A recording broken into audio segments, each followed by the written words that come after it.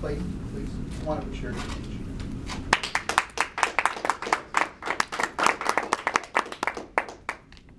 Nailed it. It was perfect. Great. Distinguished Toastmasters. Where did our honored guest go? She had to go to school. Just want to start out by saying Happy New Year. Happy New Year. I want to ask a question, but I also want to challenge you. My speech is titled, A New Year is a Great Time for New Beginnings. Have you ever wondered why each new year is so filled with people making commitments or promises, what we term resolutions? I think the answer to that question is that a new year is a great time for new beginnings. I mean, think about it.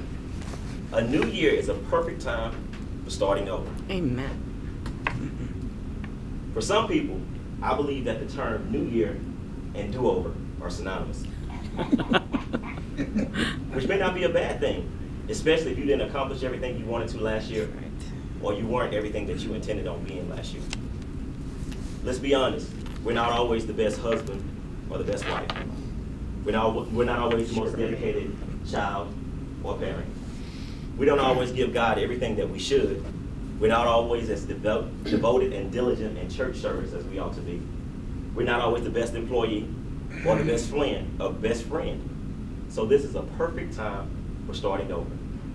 I believe that a new year is a gift from God to get right the things that we didn't get right last year.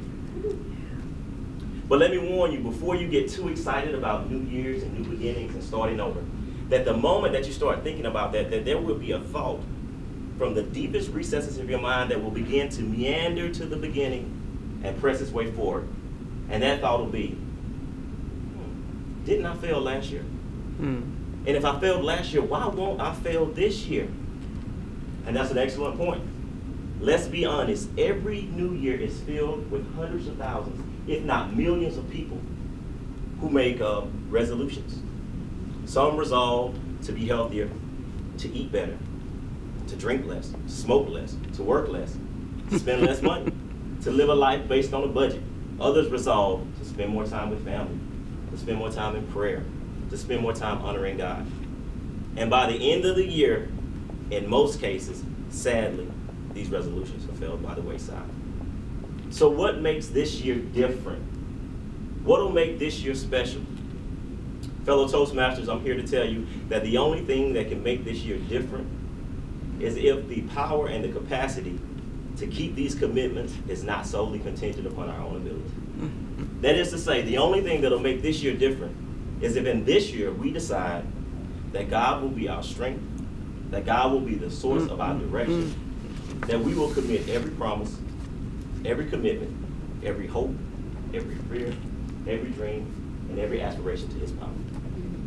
That's the only thing that can make it different.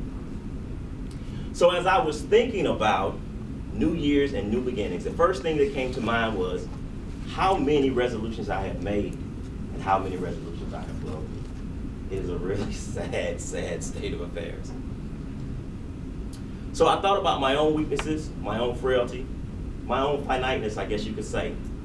But the flip side of the coin of human frailty is the matchless and limitless power of God and His infinite ability. And as I was thinking about that and the contrast between the two, a scriptural passage came to mind. It's Isaiah chapter 40, verses 28 through 31. And I'm going to read it to you because I want to make sure that I quote it correctly. It says, "Hast thou not known, hast thou not heard, that the everlasting God, the Lord, the creator of the ends of the earth, fainteth not, neither is weary. There is no searching of His understanding. He giveth power to the faint, and to them that have no might He increaseth strength. Even the youth shall faint and be weary, and the young men shall utterly fall. But they that wait upon the Lord shall renew their strength. They shall mount up on wings as eagles. They shall run and not be weary, and they shall walk and not faint." This passage does a masterful job of comparing the frailty of humans with the matchless power of God. It just sums up how finite we are and how infinite God is. You see, I don't care who you are, at some point today or in the days to come, you're going to get hungry. I don't care how young you are or how old you are. Eventually, you become physically weary and you need rest. But God, on the other hand, has an everlasting strength. God never becomes weary or weak.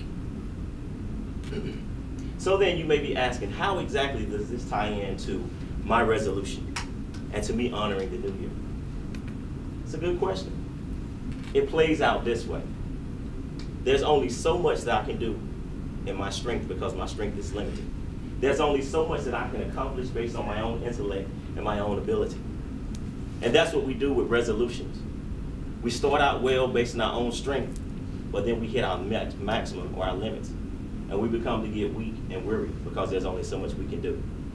And we begin to falter and fail because there's only so much we can do. And eventually we become burnt out because there's only so much we can do. And finally, we give up. But in that passage in Isaiah, it said that those who wait on God, which is synonymous with those who depend on God, those who trust in God, when they come to the limits of their strength, when they come to the boundaries of their strength and it begins to ebb, it said that God comes in and renews them. And as it were, he gives them the strength to soar upon the wings of eagles, that they might surpass their own limitations and their own shortcomings. You see, the limitless pools of God's power are there for us to partake of, if we so choose. Let me encourage you this year. It's an opportunity for new beginnings. Don't let it pass. It's an opportunity to let go of the old and start anew.